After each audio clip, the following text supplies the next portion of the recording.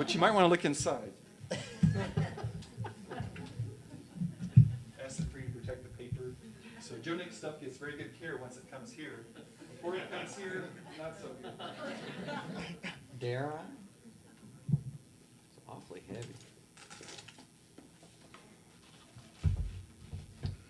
Wow.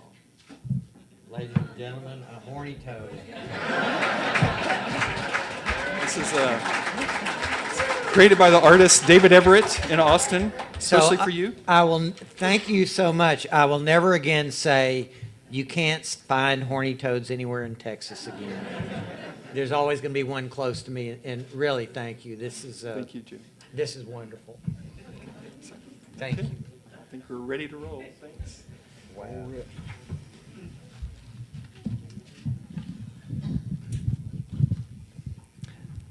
Thank you, Steve, for that introduction excuse me a second, for all of us.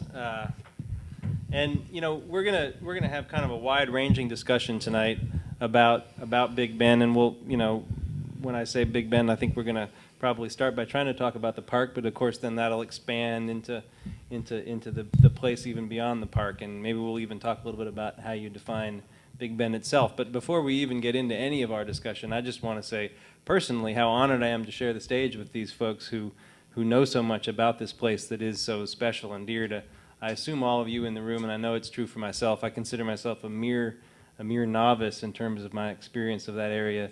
I did write for the newspaper out there, the Big Bend Sentinel, but just for a couple of years, and so it is an honor to be up here among the wealth of experience. Imagine the years and the hours of time spent observing this place that we have here with these four people. So I just want to personally give them a hand.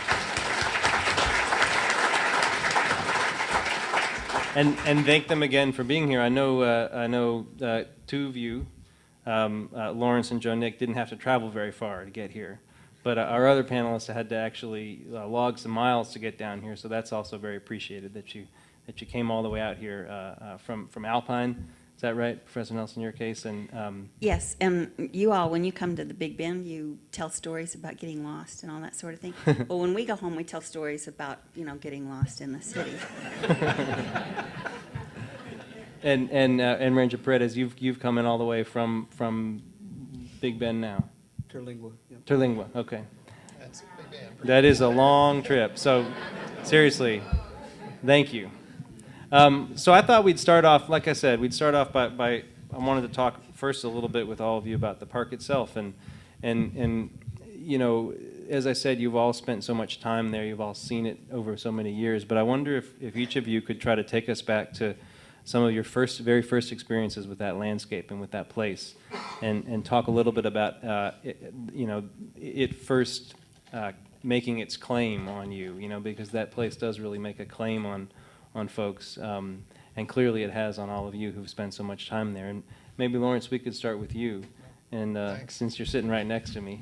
My first time at the park was as a kid. We were living at Carlsbad Caverns at the time. I was a pretty small kid, actually, and my parents took me down, and we camped up in the basin, and I don't know, I was probably about 8 or 9 years old, so I don't remember it all that well, but I remember an owl hooting all night right outside our little pop-up trailer, and it drove my dad nuts because he was kind of a light sleeper. So that's kind of my main memory from my first trip. An owl hooting. Yeah, an owl hooting to keep my dad awake all night, yeah. I didn't go again until, it seemed like we usually went north and west for vacations, but I didn't go again until I was in college at UT, and a girlfriend and I went out there several times and backpacked up to the South Rim, did the Lost Mine Trail, a lot of the normal sort of stuff, and I've kind of been going back ever since. And how about you, Dr. Nelson? Could you talk about the way the place put its claws into you? Well, I guess you're talking about Big Bend Park. Yes. I guess my first experiences there were at the Cheeseless Remuda with Buck Newsom, who was, even before Lynn Carter had that. My experiences all over that country have been horseback, and so I have been on all the trails and on some that were never open to most people, we just kind of go around the barriers, and, like Edward Abbey. And so most of my early experiences were around a campfire. You know, we used to be able to have fires there and just do almost anything we wanted to do. And I guess it was just real similar to the experiences all over West Texas. Desert, dark skies, lots of stars, and pretty country.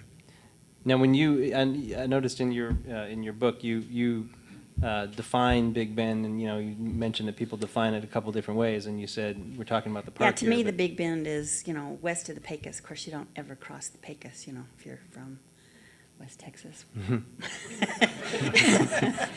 And, on up into the Guadalupes, and then we don't quite include El Paso, but get close there, and then both sides of the river, Coahuila and Chihuahua, and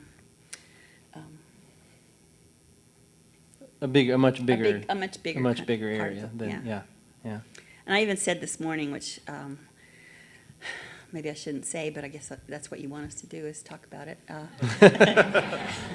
I've even often considered the park itself kind of the hole in the donut, that the rest of it is the Big Bend, and that always seemed like a little different place that is set apart, and it's not the local people, and although there were a few that were there. A lot of tourists go there. You mean a hole in the donut because people aren't actually living Yeah, there it's anymore? it's a government place that's run differently, and different perspective, different values, different. So the Big Bend to me is all of it. Well, we'll come back to some of those ideas, but I do want to hear from each of you on this first question. Should Joe Nook, maybe you could talk a little bit about how the place first caught you? 1958, December. I was living in Fort Worth, and my father I think I was 7 years old. My father took my sister and I on a trip to Real, Texas. We went to the Alamo in San Antonio, and I was crushed. I mean, I had a Davy Crockett outfit when I turned 5. I'd visited Fess Parker's parents. I mean, I was so nuts about it. When I saw the real thing, it was like, it was diminished. It was in the middle of a city. And then we drove out west, spent the night in Marathon, and the next day went to the park. And it was the first time in my life that I saw the Texas that I'd always imagined. I mean, and just the two things I can remember, I mean, this is city folks coming to the national park, going up to the basin, sitting there in that dining room, and I was just taken with the window and the whole idea of the window and what it looked out on. And then at some point while I was there, I got real excited because I was told one of these mountain ranges on the edge of the park were the Christmas Mountains. And this was December, and it was right before Christmas. So it just basically, it looked like I'd kind of imagined reading about Pecos Bill and things like that. This was that place. And the rest of Texas had never really lived up to those things. I mean, yes, there's great qualities, but this looked like it was supposed to.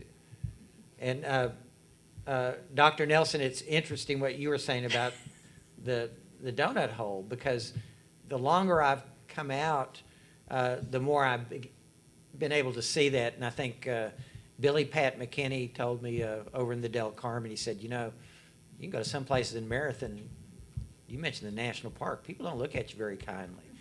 And then he paused and he said, like my family. And if you look at the map of the park, there's McKinney Flats. And so there was a contentious history before I got there and saw it as a national park visitor. And I've started learning more and more about that part of it. And my only problem is, do you call all that the Big Bend, or there's always hair splitting about the Trans-Pecos? Is the Trans-Pecos the high? Well, let's go ahead and split some hairs right here. No, I don't know what you call it, or I do like the be-all description of far west Texas, because, yeah, there's West Texas, and then this is really far west Texas. And it's not like the rest of West Texas. I mean, and anything with the word far in it just kind of sounds better, too. Seriously, if I look at it from that perspective, going north, once you hit Stockton, you're out of wherever you were. You're not in the big league. Unless you live there. But conversely, once you hit Stockton going west on I-10, or even better, once you get past Langtree on US 90, there is this feeling. I mean, with from Fort Stockton to Alpine to Marathon or going out to Balmoral, there's just a point where I start going like, and I can exhale. And it's just different. It's not flat anymore. It's not. That's part of it. Well, There's some traffic. Well, yeah. I mean, I almost feel silly asking you this question, Ranger Paredes, having spent so many hours and so many full days there and logged so much time in the park. But can you take us back to some of your earliest experiences with the place and how it, how you first experienced it? I was thinking about that as folks were talking here, and I realized that I'm still experiencing it. That first trip has never ended, and I'm still on it.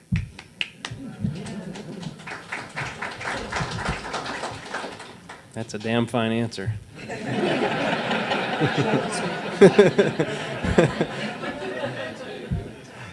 Tell us. I mean, everybody here probably has an idea of what it means to work as a river ranger in the park, but I mean, their ideas of many of us might not match up with reality. Can you talk a little bit about, when you retired last summer, right, after about 2 decades, was it? That's correct, yeah. And can you just, kind of give us a picture so that we can all dream about it, of what a day in your life during those 2 decades was like? Well, I still can't believe they paid me to do that. Just to back up a little bit, I started out as a... Can you speak just a little closer to the mic so the folks in the back? Certainly. Is that better? Yeah. I started out as a guide down there, a river guide, and I did that for 10 years. And I outfitted horse trips as well, up into the Carmens. I took Laurence on one of his early trips up there, our early trips up there. And one day the park offered me actually what they said was, we're looking for somebody to fill this river ranger's job. And I told them, I said, well, I know a few guys that would probably be really good for that, and I can put them in touch with you if you want. And this was Jim Carrico, the best superintendent we ever had there.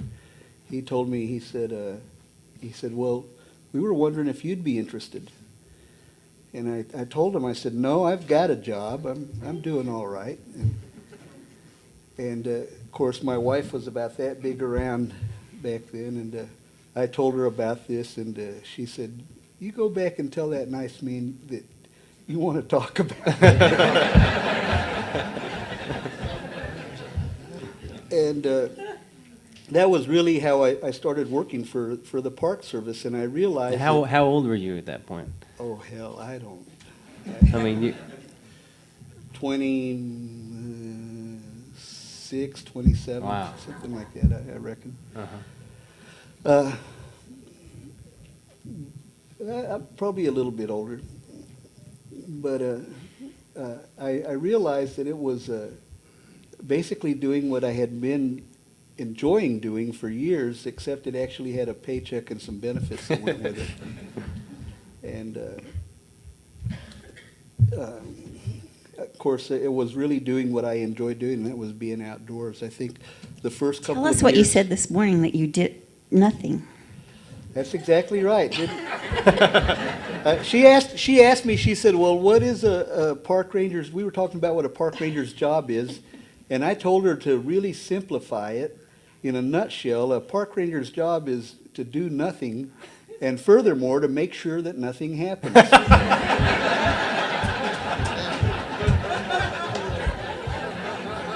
That's fantastic.